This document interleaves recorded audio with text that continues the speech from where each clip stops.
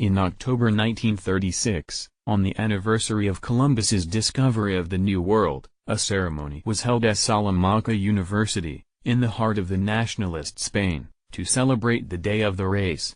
The Bishop of Salamanca, who had recently offered up his episcopal palace to be Franco's headquarters, stood in the Great Hall next to the founder of the Spanish Foreign Legion, General José Milanestre, a one-armed and one-eyed thug of a man. Also present was the university rector, Miguel de Unamuno, an eminent Basque philosopher who had supported the nationalist coup when it was launched 4 months earlier, but had since become disillusioned with its viciousness. One of the speakers, Professor Francisco Maldonado, tore into Basque and Catalan separatism, which he described as tumors in Spain's body. The fascists' role, he said, was to act as a surgeon, cutting into live healthy flesh to remove the cancer. It was too much for Unamuno.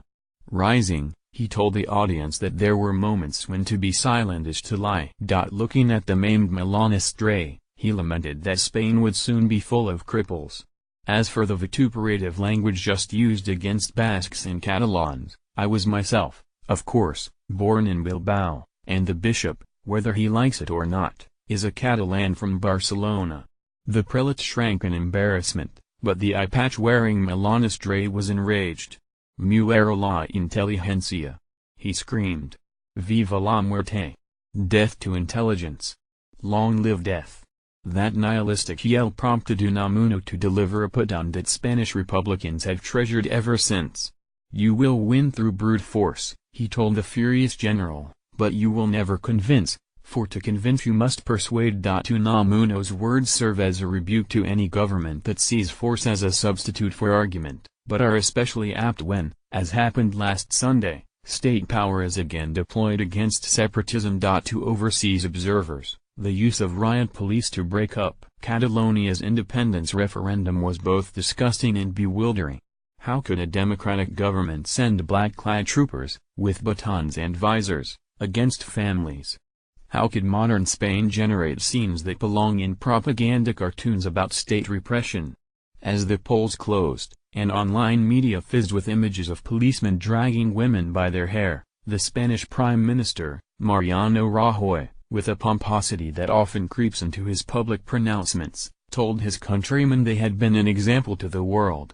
What the world actually saw was an example of brutal muera la inteligencia Philistinism. Incredibly, the king followed suit, kicking Catalonia's Generalitat off for its unacceptable disloyalty, and pledging to defend Spain's unity. The crown's open alignment with the right is seen by many on both sides as the ultimate vindication of their stance. All politicians sometimes march to ancestral drum beats, inaudible except to others of their tribe.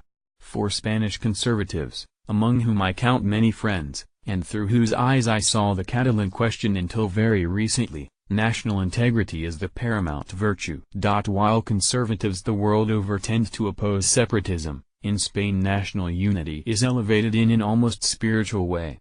The slightest concession to the autonomists is treated as a betrayal of something sacred. Bizarre as it seems to outsiders, Rajoy's authoritarian response is popular in most of Castilian-speaking Spain, and not just with his core voters. When the police were dispatched to Catalonia, patriotic crowds cheered them on their way. Yet paradoxically, Rajoy has done more to advance Catalan separatism than any Barcelona politician, breathing new life into a flagging cause. After Franco's death, Catalonia, along with other regions, was given substantial autonomy. Although there were perennial arguments about further devolution, supporters of a break were generally a minority. Catalonia, after all, now had most of the attributes of nationhood: a parliament, a president, a flag, a police force, tax revenues. The Catalan language, repressed during the dictatorship, was given official status, and became the medium of instruction in schools. Plenty of Catalans, not just those whose parents had come from other parts of Spain, were content with the status quo. To see how Madrid has destroyed that status quo, try to imagine London taking a similar line over Scotland. Suppose that, instead of agreeing terms for a referendum with Alex Salmond, David Cameron had him prosecuted. Picture Tory politicians in London calling for Scots to be anglicised, as a Partido Popular minister demanded the Catalans be Hispanicized. Try to visualize Met officers knocking pensioners aside as they carted ballot boxes out of schools. Scots would rightly have felt that they were being dealt with not as fellow citizens, but as conquered vassals.